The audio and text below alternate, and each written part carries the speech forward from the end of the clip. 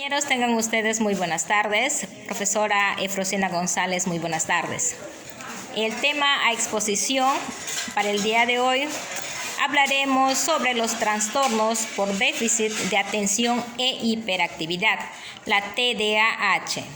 Primeramente vamos a conocer cómo se dio etimológicamente. Vamos también a evaluar un pequeño concepto. Bien. La primera definición del TDAH la realizó Steele en 1902. Describió a 43 niños que presentaban graves problemas en la atención sostenida y en la autorregulación, a los que atribuía un problema en el control moral de la conducta.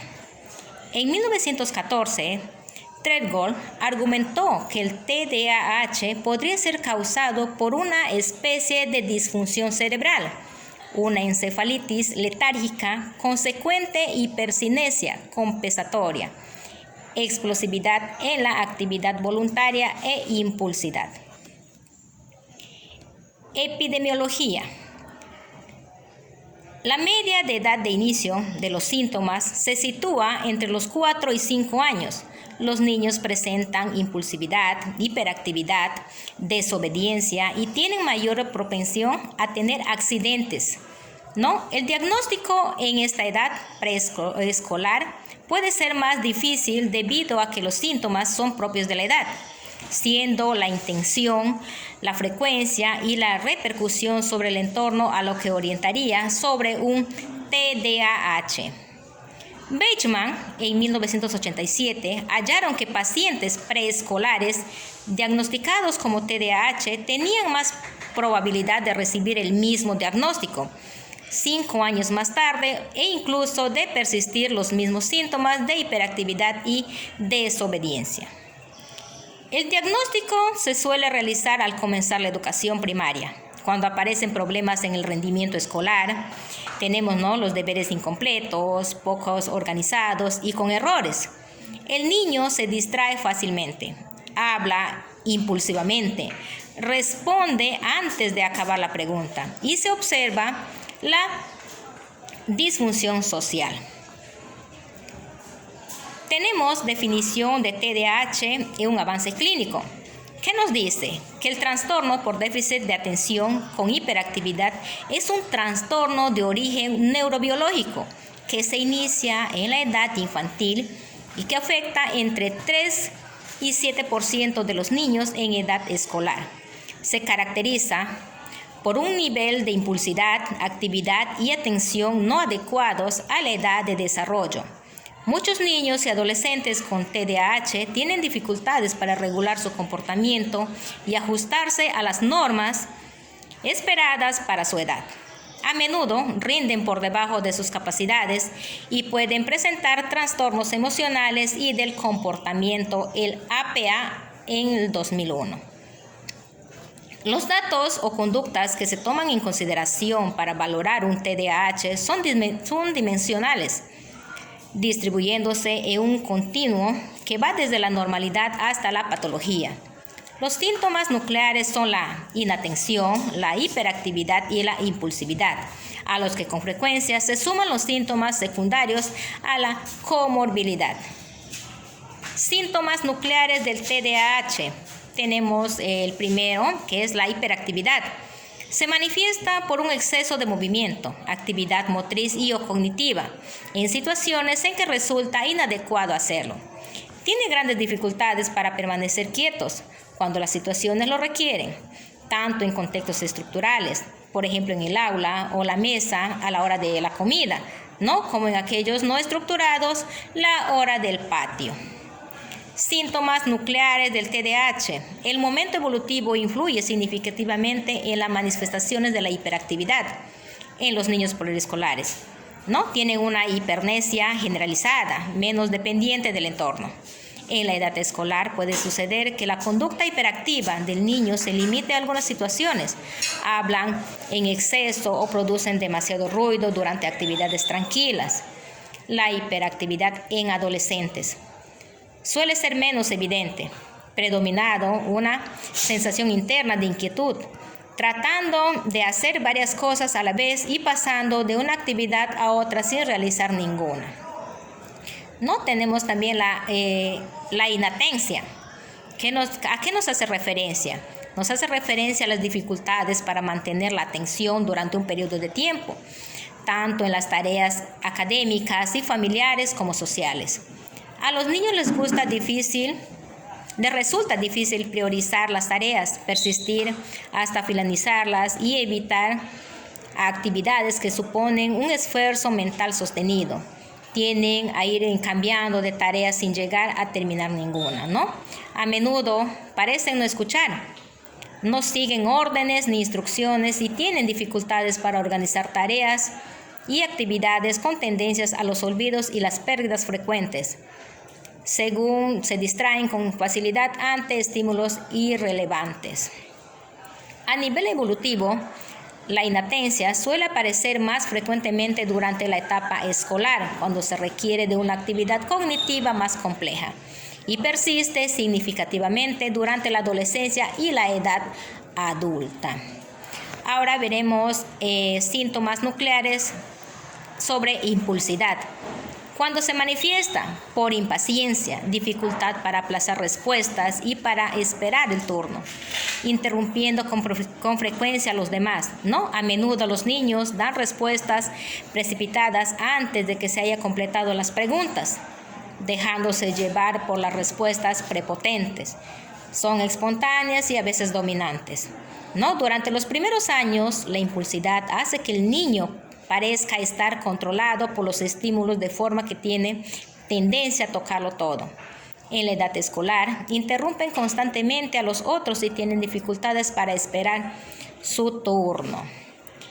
La impulsividad en la adolescencia conlleva con mayor conflicto con los adultos y una tendencia a tener más conductas de riesgo, abuso de tóxicos, actividades sexuales precoces y accidentes trágicos. Las manifestaciones conductuales descritas anteriormente suelen producirse en múltiples contextos, por ejemplo en el hogar, en la escuela, en el trabajo y en situaciones sociales. Con la edad suele disminuir la actividad aparente, persistiendo la impulsividad y la inatención. El diagnóstico para la impulsividad. Tenemos por lo general un niño no debe recibir un diagnóstico de trastorno por déficit de atención hiperactiva, de actividad, a menos que los síntomas centrales del TDAH comiencen temprano en la edad, antes de los 12 años, y creen problemas significativos en el hogar y en la escuela de manera continua. No hay una prueba específica para el TDAH, pero es probable que la tarea de diagnosticar incluya lo siguiente: un examen médico, una recopilación de información, entrevistas o cuestionarios, criterios para el TDAH de diagnóstico y estadísticas. Nos dice cómo diagnosticar el TDAH en niños pequeños. Aunque a veces puede aparecer síntomas de trastorno por déficit de atención y hiperactividad en niños en edad preescolar o en los niños aún más pequeños, es difícil diagnosticar el trastorno en niños muy pequeños. Esto se debe a que los problemas de desarrollo como retraso del lenguaje pueden confundirse con el trastorno por déficit de atención y hiperactividad. Por lo tanto, los niños en edad preescolar o más pequeños con presunto trastorno por déficit de atención hiperactiva tienen más probabilidades de requerir la evaluación de especialistas como un psicólogo o un psiquiatra, un patólogo del habla o un pediatra del entorno. Otras afecciones que aparecen al TDAH. Una serie de afecciones médicas o sus tratamientos pueden causar signos y síntomas similares a los del trastorno. Problemas de aprendizaje o de lenguaje, trastornos del estado de ánimo como la depresión o ansiedad, trastornos convulsivos, problemas de visión o audición, trastornos del aspecto autista, problemas médicos o medicamentos que afectan el pensamiento o la conducta, trastornos del sueño y la depresión cerebral. El tratamiento. Tenemos como tratamiento estándar para el TDAH en los niños que incluyen medicamentos, terapia conductual, asesoramiento y servicios educativos. Estos tratamientos pueden aliviar muchos de los síntomas del TDAH, pero no lo curan. Puede llevar un tiempo determinar que funciona mejor para su hijo. Los medicamentos o estimulantes para el tratamiento del TDAH. Actualmente los medicamentos estimulantes son los más comunes recetados para tratar de trastornos por déficit de atención hiperactiva. Los estimulantes aparecen elevar y equilibrar los niveles de las sustancias químicas de las llamadas neurotransmisores. Estos medicamentos ayudan a mejorar los síntomas de falta de atención y hiperactividad, a veces de manera eficaz en un periodo de tiempo breve. Como por ejemplo, tenemos la anfetamina. Algunos de estos son dextroanfetamina, la dextrina, dextrometafina, anfetamina. Tenemos también la metilfenidatos. Algunos de estos son el metilfenidato, Concerta, Ritalin y otros, y el dexometilfenidato, Focalin, nos dice, ¿no? Los medicamentos estimulantes están disponibles en formas de acción corta y prolongada. Se dispone de un parche de medicamentos de acción prolongada que puede usarse en la cadera. La dosis adecuada varía de un niño a otro, por lo que puede llevar algún tiempo encontrar la dosis correcta. Y la dosis puede necesitar un ajuste si se produce efectos primarios significativos a medida de que su hijo crece. Pregúntale al médico acerca de los principales efectos secundarios de los estimulantes.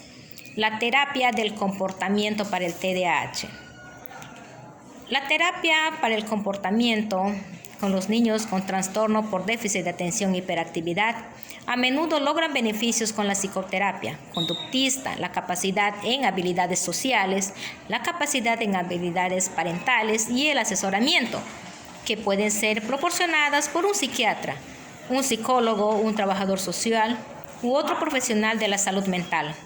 Algunos niños con trastorno de déficit de atención hiperactiva también pueden tener otras afecciones como un trastorno de ansiedad o depresión. En estos casos, el asesoramiento puede ser de ayuda tanto para el trastorno por déficit de hiperactividad como para el problema coexistente. Podemos analizar, tenemos algunos ejemplos acerca de terapias, ¿no?, que incluyen la psicoterapia conductista, cuando los maestros y los padres de familia pueden aprender estrategias de cambio de conductas, tales como el sistema de recompensas simbólicas y técnicas de tiempo fuera o tiempo de reflexión para lidiar con situaciones difíciles. También tenemos la capacitación en habilidades sociales. Mediante este tipo de capacitación, los niños pueden aprender comportamientos sociales apropiados. Tenemos también la capacitación en habilidades parentales. Mediante este tipo de capacitación, los padres pueden desarrollar maneras de entender y guiar la conducta de sus hijos. Tenemos la psicoterapia. Esta terapia permite que los niños mayores con trastornos por déficit de atención hiperactiva hablen sobre los temas que les molestan, exploren patrones de conducta negativos y adquieran maneras de lidiar con sus síntomas. La terapia familiar.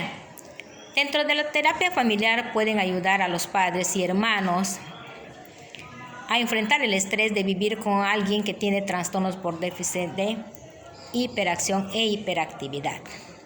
Los mejores resultados ocurren cuando se utiliza un enfoque de trabajo en equipo, con maestros, padres, terapeutas y médicos trabajando juntos. Infórmate sobre el trastorno por déficit de atención y hiperactividad y los servicios disponibles. Trabaja junto a los maestros de tu hijo y recomiéndales fuentes de información confiables para apoyar el esfuerzo en el salón de clases. Muy bien, compañeros, compañeras, maestra Frusina, aquí les dejo mi tema, que tuve por exposición al día de hoy sobre trastornos por déficit de atención e hiperactividad. Espero que este tema nos sirva mucho en este proceso de enseñanza-aprendizaje. Muy buenas tardes. Gracias.